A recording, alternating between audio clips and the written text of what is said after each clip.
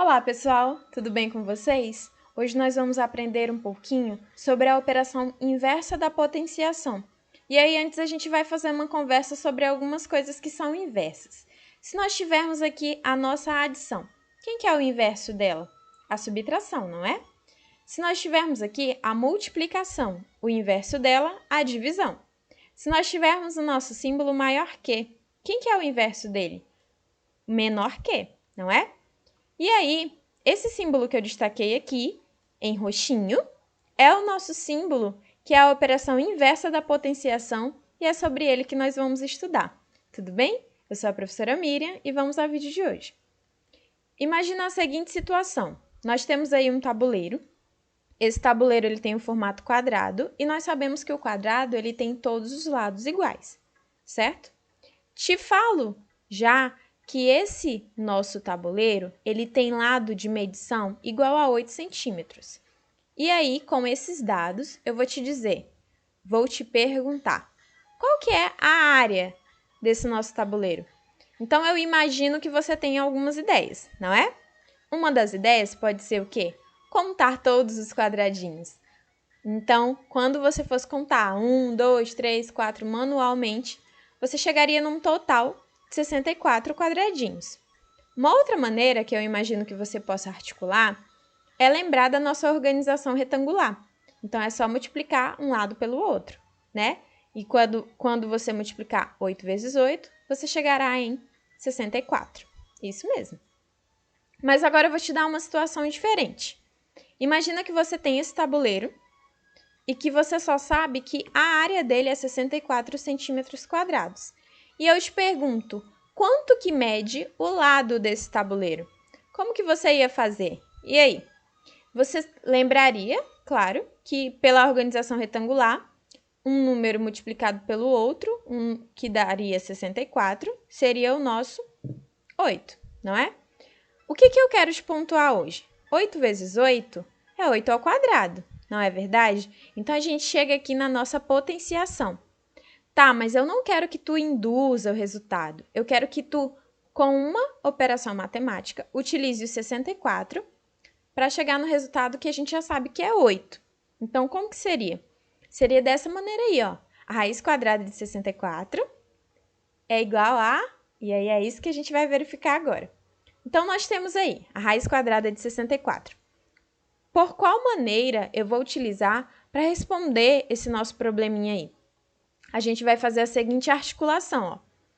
Qual é o número que vezes ele mesmo, que resulta em 64? Então, você ia pensar, eu tenho 6 vezes 6 é 36, um número por ele mesmo, 7 vezes 7, 49, 8 vezes 8, 64. Por que ele por ele mesmo? Aqui, ó, esse nosso 2 está dizendo que eu tenho que multiplicar o número 2 vezes por ele mesmo, tá bom? Então, aí nós teríamos o nosso 8 vezes 8, que é a mesma coisa que 8 ao quadrado. Por isso que essa operação é o inverso da potenciação. E você pode estar me perguntando, tá, professora, mas qual é o nome dessa operação? Essa operação ela se chama radiciação. E como toda operação matemática, ela é composta de elementos. Então, vejamos alguns dos seus elementos. Nós temos aqui, ó, em verdinho, acompanha a setinha aqui comigo. Em verdinho, nós temos o nosso índice. Em azul, nós temos o nosso radical. Em roxinho, lilazinho, nós temos o radicando. E em vermelho, 2, a raiz. O que essa imagem está me dizendo? Que a raiz cúbica de 8 é 2. Como assim é 2? O 2, eu vou multiplicar por ele mesmo a quantidade de vezes que o índice me diz. Então, 3 vezes, né? Significa que eu vou ter a seguinte situação, ó. Olha aqui para minha mãozinha. 2 vezes 2 vezes 2. O 2 multiplicado por ele mesmo 3 vezes. Quando a gente fizer 2 vezes 2, 4. 4 vezes 2, 8.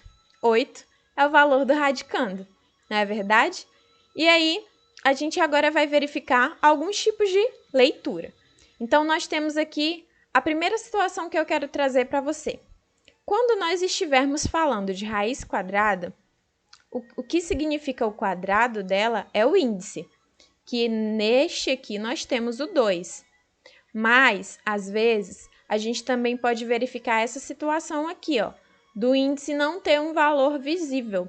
Mas se ele tiver sem o valor, significa que é um 2, tá bom? Então, essas duas situações aqui, para nós, são raízes quadradas, tá bom? Vamos seguir. Olha só, raiz cúbica de 27. Raiz quarta de 64, tá bom? Então, eu trouxe aqui para a gente agora um relógio que ele está escondendo os nossos verdadeiros números do nosso relógio, não é verdade? E aí, o que acontece? Aqui, ó, 144 está em cima de que número? Do 12. Então, a gente já pode pensar que o 12 é a raiz quadrada de 144, né? Por exemplo, o 3, ele é a raiz de quem? Da raiz quadrada de 9. Ele é o nosso resultado da raiz quadrada de 9. Aqui, quem é que fica aqui embaixo? O 6. Então, o 6, ele é raiz de 36, não é verdade? Mas, como que a gente verifica isso em justificação de potenciações? Então, eu coloquei aqui, ó, do 1 ao 36 em raízes quadradas. Nota que não tem o índice 2. Mas isso não significa que não é raiz quadrada, lembra disso? Pode ter o 2, pode não ter. E aí, coloquei os nossos resultados. Vamos justificar com potenciações. A raiz de 1 é 1. Por quê? Porque 1 vezes 1, 1 ao quadrado, é igual a 1. A raiz quadrada de 4 é 2. Por quê?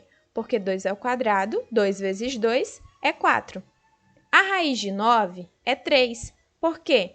Porque 3 ao quadrado, 3 vezes 3, igual a 9. E assim sucessivamente, não é verdade? Agora eu te desafio a fazer no caderno as demais raízes lá do nosso relógio, tá bom? E aí você pode se perguntar o seguinte: professora, mas e na raiz cúbica, como que eu faço? É a mesma ideia. Lembra que na raiz quadrada, a gente estava procurando um número que multiplicado por ele mesmo que dava o radicando, não é? Na raiz cúbica, você vai multiplicar o número ele por ele mesmo 3 vezes, para poder chegar no nosso resultado, que nem lá a gente fez a raiz cúbica de 8, né? Que deu 2 vezes 2 vezes 2, que dá 8, tá bom? Entendido isso? Certinho? Então, aqui a gente finaliza, pessoal. Um beijo e até a próxima!